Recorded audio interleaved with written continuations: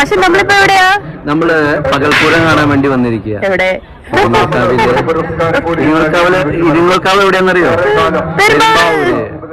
എന്റെ ലൈഫില് ആദ്യത്തെ പകൽപൂരമാണ് കേട്ടോ. അതുകൊണ്ട് തന്നെ ഭയങ്കര എക്സൈറ്റഡ് ആണ് ഞാൻ.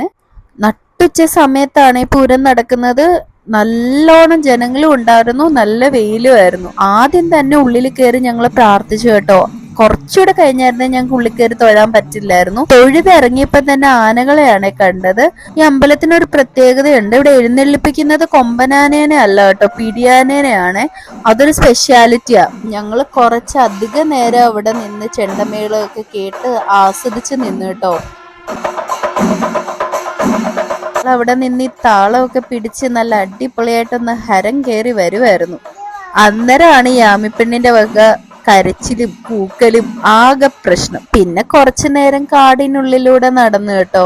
അപ്പൊ അവളാള് കൂളായി അവിടെ എല്ലാം ഓടി നടക്കാൻ തുടങ്ങി. അവിടുത്തെ ആ ഒരു സിറ്റുവേഷൻ നല്ല കാം ആൻഡ് ക്വയറ്റ് ആണ്. മൈൻഡ് നല്ല പീസ്ഫുൾ ആവേ. പിന്നെ ഉത്സവത്തിന് വന്നു കഴിഞ്ഞാല് സാധനങ്ങൾ വാങ്ങാതിരിക്കില്ലല്ലോ. കുട്ടികൾക്കുള്ള കളിപ്പാട്ടും കുറച്ച് കപ്പ മുറുക്കുമായിട്ട് ഞങ്ങള് തിരിച്ച് വീട്ടിലേക്ക് പോന്നു കേട്ടോ. അപ്പൊ ഇന്നത്തേക്ക് ഇത്രയേ ഉള്ളൂ. ബൈ.